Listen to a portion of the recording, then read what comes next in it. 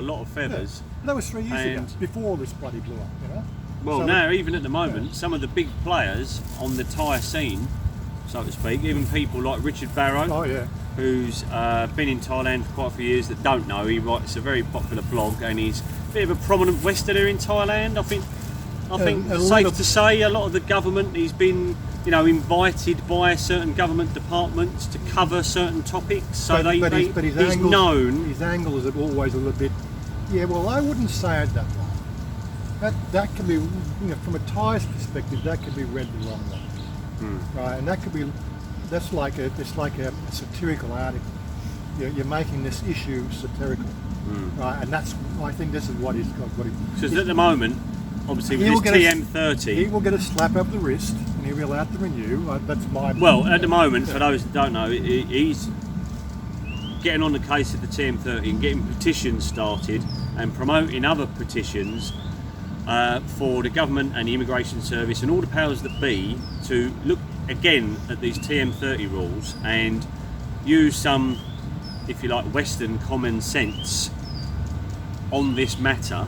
So he's been very vocal. Yeah. And what's happened at the moment is, as of date of filming, is he is promoting these petitions and everything else. And what's happened to him is, it's just coincidence. It's just at the time where his visa is up for renewal. So he's gone to his local office, and it looks like he might.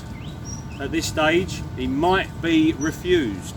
So they're saying, well, what am I supposed to do? I've been here for 20, 25 years, my life is Thailand. But it's just, you think, yeah, have you been a bit too vocal in the wrong circles, in the wrong way, like you're saying? It's come across wrong. It's going to come down to, well, what can they get you on? They will go through his complete travel documents. Has the TM30 been filled out in every location? Right, that he's reported for, and that's how it'll come back on him. In my case, 3 years ago, we did that with Pa. He paid the fine, but every other place I've been to, not once has there been a TM30 filed. It was not, we've stayed at people's places and stayed here, stayed there, stayed everywhere. Never been an issue, right? So I get back, I've got a Tabian barn. The Tabian barn should override the TM30. Right, this is my place of residence. That's what it says. I reside here, and I go with my family, my Thai family, to these locations. Right? I should be exempt from it, or in my opinion, I should be exempt. Right? I'm doing the right thing. If I'm not visiting, I'm going to be at home. That's the way I take it. But again, I've always looked out the fact that if I go somewhere, if they do take my details, then that's going to put my father, or Shonya's father, at an inconvenience. The following day, or the following Monday, he's going to have to go to Chiang Rai and report, or whatever needs to be done. The thing that I've really started getting a bit narcissistic about is the fact that I've heard and read stories where the foreigners, go to do their 90-day and they have to pay the fine.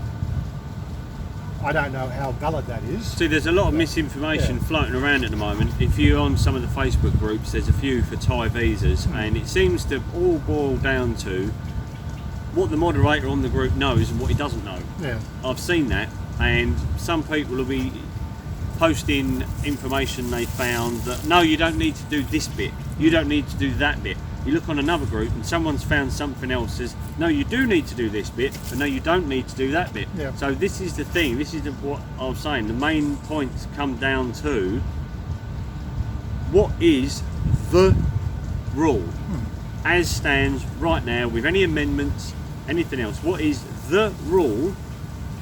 And show us and tell us and make it clear. Would be nice. That would be, if it's uniform, and then that is printed or on the record everywhere in Thailand that there's an immigration office, no matter how big or small, then everybody knows.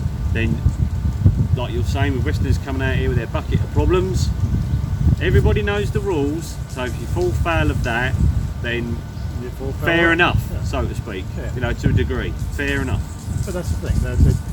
It may take some time, but I reckon it'll get there. But it's coming at the wrong time, if arguably for Thailand at the moment, where the baht's strong, and against especially the pound sterling, it's down at least 20, 25 baht to what I remember, and other people have been coming along and remember even better.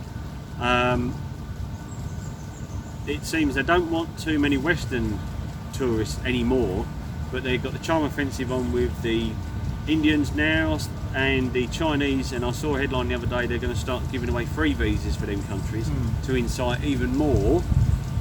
So you think, you know, are they trying to do this to sort of, you know, attract different people, and the likes of us who, most of us, won't want to delve through all the rules and think, I'll give up on this, it's just as easy to go to another country. Well, is that what they're hoping? I don't know, but again, so you've got to ask the question about the strong baht versus the other countries. And okay, we don't sort of see it happen so much in America, but let's take Australia and England for instance. Now England obviously coming out of the EU or trying to get out of the EU, right? And one of the biggest things that are happening in the EU is the excessive amount of austerity, right? Now, this for people who don't know what austerity means, it means that people think that the world owes them something, right? You're on this planet like everybody else, right? You know, does my taxes owe you a living? You know, that's austerity.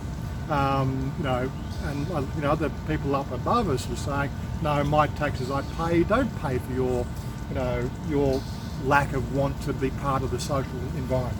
And this is what, you know, Greece and Spain and all that, this is what's ruined the EU, is all the handouts that Germany have had to pay, right, and primarily England as well, it's part of that bucket, to, you know, because, you know, the Greeks won't rope in the bullshit that they give away, the giveaway sort of mentality. In Australia we have the same thing, you know, we have the social security system. Now I believe social security is necessary, but it needs to be managed properly. And this is where it's falling foul in Australia, that they're trying to rope that in, but of course with the current political environment where it's any push in one direction sort of can swing the government 5 degrees, right, and then they'll lose their majority or minority or whatever however they're staying in government. I think we've got pretty much a 50-50 split between the left and right at the moment. This is what happens, it bounces around. You know, Labor was supposed to get in recently, but they come in with no policies to fix the problem. But again, you know, this is getting back to the fact that if you keep on giving the money away to people who just want to bludge on the system, right, then your Australian dollar is not worth shit because there is no austerity. There's zero. Okay, they have a social security system, but that starts from when you start working and you pay into it, right? So, and it is a separate payment that's made. So the street vendors, they don't even pay tax usually, right? There's no payment. So if they can't work because they broke a leg, nobody's going to come and save them. And this is what I mean about austerity. This is where it all falls down, right? Or it actually makes things strong because Thailand does well. No austerity, so it means money gets spent usually on the right things. We've had, you know, mega projects being funded over the last 5 years, and this makes the economy strong. Okay, it would get better if they'd cut out all the graft, but that's something that happens in this country. It's a top level down sort of, you know. They see the big wigs do it, so everybody thinks they can do it. Until, you know, the average street worker, the not street worker, you know, the guy that, you know, makes little kebab things or little sausages on the sticks, and, you know, they're the ones who ultimately, you know, lose out because that's how it works. There is no top-down, trickle-down economy here in Thailand. The money seems to stay up at the top. But hey, Thais still seem to be pretty happy with their lot, you know. But anyway, that was just my bit on the austerity thing. Anyway. Yeah. Anyway, we're gone for 40 minutes now. Yeah. That was supposed to be a 10-minute video. No, break it up anymore. Yeah. Anyway, I don't know how we're going to do this when you get away, but when you come back, we can do more of these. Yep. Do we want to do it? You know, these sort of. Again, I'm trying to avoid the whole live stream talkback thing where we have two faces on the screen. I think this setting looks a bit better, a little bit more off the cuff. Yeah. We can cut and edit, and you know, fine tune any bits that don't sound right. I'm really not into the live streaming things. There's so much shit been going on lately with that sort of stuff. I'm not just doing. No, it ain't even funny. It's not even funny anymore. But I don't mind doing the talks. If we want to do more of this, I sort of find the right location where we can actually have some discussion. We mentioned that in the last one. Yeah. Trying to find somewhere where you can actually hear what we're talking about is always a problem. But such is life. Yeah. So yeah, we're gonna sit here for a while and then just carry on for a while. Yeah, we're going to continue our conversation, but that's really what we wanted to cover today. Just a couple of points going over there, just random stuff really. So not really a rant, but just sort of random observations and things that are going on at the moment. Yeah. The takeaway that I have is, basically when you come to Thailand, don't bring your problems with you. You've got to start with a fresh back. Right? And there are going to be a few things, but as I said, you're living in Thailand. Yeah. Right? You're choosing to live here. You're going to have to get used to the things that are done differently, and you can either laugh at it, and we can one-on-one just spout off about it and have a good laugh, or you can sort of take it and say, oh, I've had enough of this shit. I'm getting out of here. Yeah, there's a lot of that being said at the moment, but it's whether people will actually follow through with the threats and move out, lock, stock and everything and go. But then of course that raises the issue if and when the baht goes back up again, or to the exchange rate goes the other way, can people then afford to move back in again?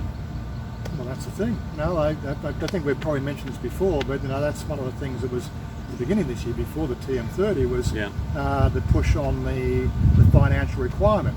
And you've got to think about the fact that somebody from England that moved out here 20 years ago on their pension when they retired at 65, they had a pension, which back then covered the financial requirement. Yeah. Right. But once they left the country, that pension didn't get inflationary adjustments. So, and then of course, the whole Brexit issue, the value just completely went out the door. And so they're sitting there, and their holdings in Thailand might have been 800,000 baht plus what they were making in their pensions. Yeah. Right. And now they don't have it because it's not there anymore. Right. Their pension coming in, they didn't have 800,000. They were just using it monthly, and that a certificate that said they were on a pension, and that was being stamped and stamped. And then of course, all the graft come in, and all these special organisations popped up overnight, where they would sort of loan you the money. Right, put it in your bank. Right, you'd go and get your visa and stamp, and then you're off for another year. Right, and that was the thing last year. All that was raped in, and this is where it blew up in everybody's face. Those people had to leave the country because, quite frankly, that the £1,000 you make from your monthly pension no longer covers your requirement. You are no longer allowed to stay. That was some bad planning there. If you were looking at a pension in a video that you'll probably see before this one, I was at the market just down here like Sunday. I did talk about the financial planning for retirement. Just a bit of an off-the-cuff discussion, and hopefully you'll get something about that. But really, it requires some planning. Right? If you're going to plan to use the austerity systems that are available in your country, you are going to be in for a big shock. Because all those that come out here on just the old state pension as such, so to speak, and maybe a little bit of savings, them days are just you cannot do that anymore. Yep, you've got to think of something else. Yeah. And if you don't make those plans early in your life, you're going to get to 55 when you might have been on this to retire, and then. Plus, also, would you want to? I mean, this goes to it's sort of. To me, it sometimes goes on. You see a lot of some YouTubers saying, "Oh, you can live only on this amount per week of baht a week." I live on this amount of baht a day, and I only eat this, and I only eat that. And oh, look, it only costs me 20 baht a meal. Yeah. It only costs me this, and for my accommodation and that. But you think, to me. Personally, some of that is a bit of a miserable existence. It depends. A lot of it is an individual thing, but to me, in general, if you're coming out here for either like me a period of time, or you're going to settle, or anything like that, you want some things. You want McDonald's once a week. You want you something. KFC You got to once have a your week. sanity. You got to have. You want a bit of eat a bit of pizza. You want to enjoy your life here. Yes, you can eat noodles. You can go down, 3 find times a that day. wherever you end up. You Yeah. can find those stalls or those restaurants where you can get your sub 100 baht, 50 baht meal. Then, of course, this is another thing. You're at the mercy of the Thai ingredients. Now, a lot of the Thai ingredients are nice and fresh, like the fruit, the vegetables, and the fish. Of course, a lot of seafood in Thailand, obviously. You know, having the various porks and everything else. But the problem with a lot of Thai food nowadays, these last few years, is the amount of salt in everything. And sugar. Sugar is becoming more on the rise now. Everything's got a lot of sugar, and the MSG is another big thing. So for those that are trying to live a little bit more healthier, or at least watch what you're putting in yourself, you've got to watch a lot of the Thai food now, and the soya sauce they use, and the fish sauce. A lot of that is just processed rubbish. It really isn't good for you. So this ties in with, for some of the backpacker channels and some of the live cheap channels, that's fine. But for another long-term thing, thinking about it, if you're going to have these cheap meals where that vendor can only afford to buy the cheap soy sauce, whatever, fish sauce, whatever, your health. So if you're going to be out here a long time, it's your health as well at the end of the day. That's right. So that's another thing. Set a budget. Like you were saying, get a financial plan.